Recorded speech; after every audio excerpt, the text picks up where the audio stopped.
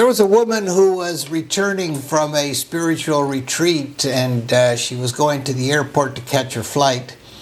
Because she had a little bit extra time, she decided to buy a cup of coffee and a bag of cookies, sit down and do some reading.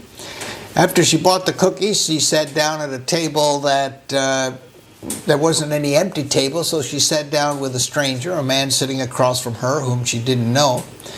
And she opened her book and opened her bag of cookies and just decided to take a cookie and take a sip of coffee. Suddenly the man across the way also just helped himself to a cookie without asking for permission or anything. And of course she's just coming back from a spiritual retreat, so a little bit of breathing, a little bit of letting go. Time passes and she takes another cookie, and the man helps himself to another cookie. And time goes on and she takes a cookie, he takes a cookie. Finally, it gets down to the final cookie, and he grabs the last cookie, breaks it in half, offers her half, and he takes half. Well, comes time for the flight, and she goes to her gate. She reaches into her purse to get her boarding pass, when she realizes that her own bag of cookies was still in her purse. In other words, she had been eating his cookies. And of course, this is something that is very important for us to come to acknowledge, because we come to believe that everything that we're thinking, our perception of the world, is absolutely real, when in fact many things can be put into question. And so today we are going to do a little two-part series. This is the first time we're doing a two-part series on this channel. It's entitled The Three Pillars of Freedom. And today we're going to discuss the first pillar, and then next week we'll discuss the other two. Okay? And this is very important because in our work with being mindful, this word mindfulness is so popular these days. Mindfulness can be described as remembering to remember. Mindfulness can be described as remembering to remember. And what this means is that when we're stuck in our own mind, we are as if in a trance. We believe that, or a dream, we believe that our reality is absolutely real. And so we need to find ways, obviously, to wake up from that, to remember who we are. And so let me just share with you the three pillars of freedom that we'll be discussing in this little two-part series. The first one is to wake up from thought. The second is to feel the feeling. And the third is to remember love.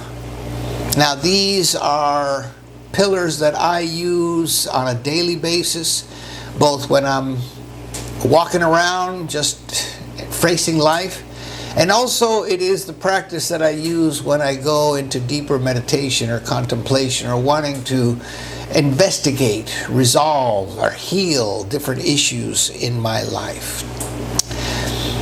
Juan Enrique Toro greeting you on this beautiful day, thanking you for tuning in, thanking you for the thumbs up, thanking you for all those donations that are coming in. Really appreciate that. Very, very important to us, and very grateful for your support. The links for the donations will be in the show notes here today. So, I live in New York City, and recently we had a few months ago actually, we had the Puerto Rican Parade. And this is a very popular event here in New York City, where the people of Puerto Rico come out and celebrate. There's a big parade and so forth, a lot of activity. Well, on that weekend, the weekend of that, I was coming home from work, and I went into the subway. And it turns out that on that Friday evening, not only was a lot of commuters going home, but it was also a day for the Yankees game. And so we had the Yankees fans who were going up to the stadium. We had all the regular commuters. And when the train pulled up, it was already packed, right? It was already jammed.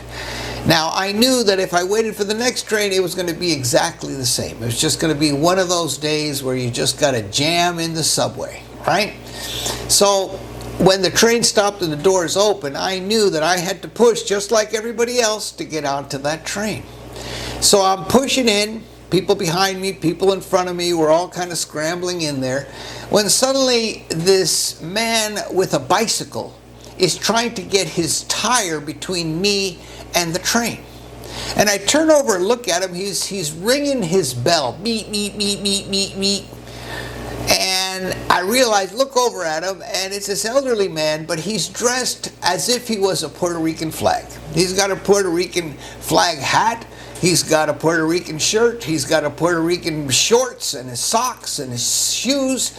And he's even got Puerto Rican flag painted on his face. His bicycle is totally adorned in Puerto Rico. In other words, he was set up for the Puerto Rican Day Parade, even on Friday before the parade. And rather than asking to be excused, he's just beeping his horn trying to get his tire between me and the train. Now, I knew one thing. And that one thing was that if he got that tire between me and the train, I was not going to make that train, and I wanted to get home. So I put my hand on his handlebars and I looked him straight in the eye. And I said to him, take your little bell and go back to Puerto Rico. And I said it in Spanish straight to his face. Toma tu pitito y vuélvate a Costa Rica. And I pushed his bicycle and I jammed into the train. Now, the doors close and I'm on my way, packed like a sardine. But I knew that those words that they were spoken, they were very hurtful, and it wasn't like me at all. So I was standing there asking myself, who is that person? Where did that come from? I was embarrassed, right? I was confused. I was sad. I was guilty, judgmental, right? But I was also thinking about, I want to get on this train. He has no right to try to push his damn bicycle. If he just waited until everybody got on the train, he could move along pretty easily. He didn't have to wait for that moment to come in. So I was a lot of justification going on, as well as some consciousness that I knew something was wrong. So what to do? And that's when I began to pull out the first pillar of freedom that we're talking about today, which is watch the thought. Now, this is why I like this Bible scripture that I'm sharing with you today. This comes from Matthew 8:28 through 34. Let me share it with you. It says, when Jesus came to the territory of Gardenas, two demoniacs, people possessed with demons, who were coming from the tombs, met him. They were so savage that no one could travel by that road. And they cried out, "What have you to do with us, Son of God? Have you come here to torment us before the appointed time?" Some distance away, a herd of swine was feeding, and the demons pleaded with him, "If you drive us out, send us into the herd of swine." And he said to them, "Go then." They came out and entered the swine, and the whole herd rushed down the steep bank into the sea, where they drowned. The swine herds ran away, and when they came to the town, they reported everything, including what had happened to the people possessed with demons. Thereupon the whole town came out to meet Jesus, and when they saw him, they begged him to leave their district. To leave their district. Now, what the heck is going on here? We have some great metaphysics with this Bible scripture here today, and it has to do with this first pillar of freedom that we're talking about. Watch your thoughts. Mindfulness, or this idea of remembering to remember, is our superpower. it reminds us that sometimes when we get into a thought, we're as if surrounded by a cloud. The cloud is our perception of reality, where we can't seem to see beyond the cloud. We're in the cloud, we're confused, we're believing that this is the absolute reality. Now, when we're in the cloud and we have a certain thought, and if we remember, if we question it a little bit, sometimes we can very quickly wake up from it and say, boy, that's crazy. That's not what I really believe. And we can snap out of it very quickly. Nevertheless, when there is an emotional charge with the thought, when the emotions and the thought come together, there's a cyclical pattern that happens. The mind reinforces the feelings reinforce the thoughts, and we seem to be stuck in a vicious circle of thought and feeling, which makes us believe that it is very real indeed. In fact, Eckhart Tolle tells us that we're all addicted to thought. In other words, that, when we're stuck in that cycle, we're totally addicted to it. We're powerless over the thinking mind. And, of course, it's very hard to identify, right? Because we're so invested in the belief. It's very hard to get out of that. And we're always looking for evidence to ensure that what we perceive is right. And I love this quote that says, illusion exists because it is not investigated. Illusion exists because it is not investigated. So like I say, mindfulness is our superpower. We have the ability to ask ourselves, is this true? This thought that I'm having, this perception that I'm having, is it true? The spiritual path requires of us two essential elements. One is curiosity. The other is courage. Curiosity to investigate, to ask ourselves, is this true? This perception that I have, is it really where, what's really going on? And courage, because oftentimes it requires us to go beyond what we believe to be real. And so the elements, the pillars of freedom begin with watching our thoughts and asking ourselves that question, is this true? This idea of curiosity and courage really support the idea that we have to love the truth more than we love, right, our perception. Because what happens? What happens when we ask ourselves, is it true? We begin to have a break in this vicious cycle. A door is cracked, a light can enter, and we begin to see that maybe it is not true. So let's go back to this Bible scripture. Jesus confronts these people possessed with demons, and they recognize him. They recognize the Christ. In other words, they recognize the light. And they say, oh boy, something's going to happen here. And they say, what do you have to do with us? Okay, if you're going to drive us out, send us into that swine. And Jesus says, okay. So when we're stuck in this trance, is as if we're possessed by a demon. When I was on that subway train, I was in a trance. I was totally possessed. I was justifying my anger, my words that were so hurtful and insulting to this other man. But I was totally convinced that it was right. Luckily, there was a ray of light in there that allowed me to investigate, which is why I'm sharing this message with you today, asking myself, is it true? Right? And when that happens, right, we can see that the demon can be driven out. And so Jesus drives out the demon. The demons go into the swine, the pigs there, and the pigs get all crazy and they jump over the cliff, they fall into the water, and they drown. And I understand that if you go to the, if you ever are a tourist there in the Holy Land, you can go to this place, Gardenias, and you can see where the pigs jumped over and were drowned. You can actually go to that place, right? But here's the wonderful thing of this story. You know, Jesus does this work, and these guys are free of the demons, the trance thought, right? They're free of that. They go and tell the townspeople. You'd think the townspeople would come out and say, boy, thank you, because these guys were really causing havoc.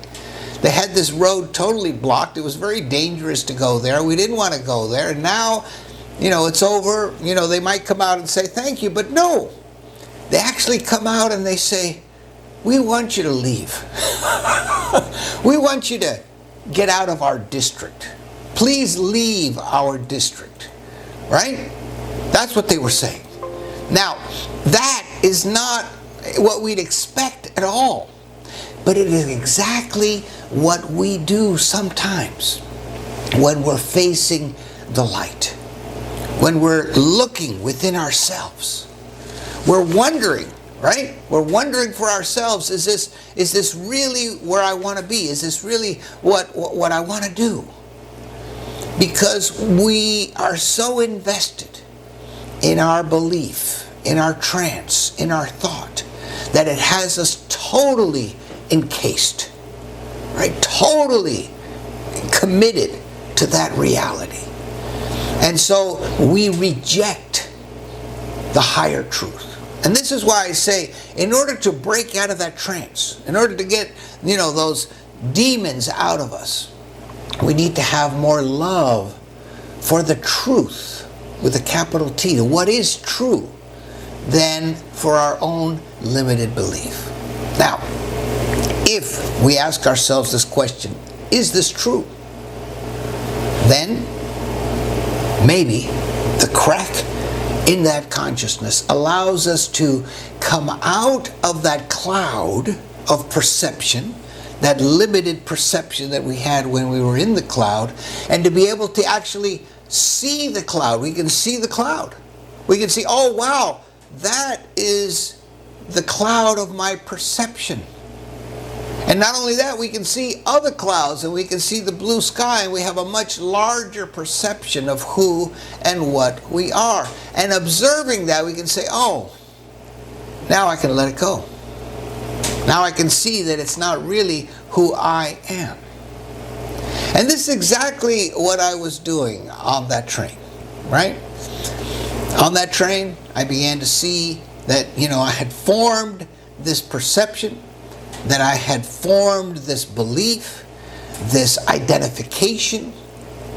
I was arguing with myself, justifying myself on one hand, and also understanding that as I asked myself the question, who was that? That isn't me. Obviously I had done it, got to admit that, but it's not the person that I would like to show up as, right? And so, in observing that, asking myself, is it true? Watching the thought, I was able to release that. The woman in the airport, while she's sitting with the stranger, absolutely believes that somebody is eating her cookies. And she feels, you know, not good about somebody just assuming that they could help themselves to her cookies. What do we do with this? Remember to remember. Watch the thought. Is it true? Is it true? You know, even if the cookies were hers, she could have said, you know, help yourself to a cookie. Opened up a dialogue. Or maybe said, excuse me, and taken her cookies and gone somebody else, ended up being his cookies. Is it true? Very important for us. Now, next week we're going to consider the other two pillars, which is feel the feelings and remember love. A very important part of this, the three pillars of freedom, but I wanted to dedicate a lot of time to the first pillar, watch the thought. Juan Enrique Toro greeting you on this wonderful day. inviting you to join us next week and reminding you to give us the thumbs up, subscribe, and thank you so much for those wonderful donations. Again, the links for those donations are below. Reminding you today and always, life is consciousness, and consciousness is life.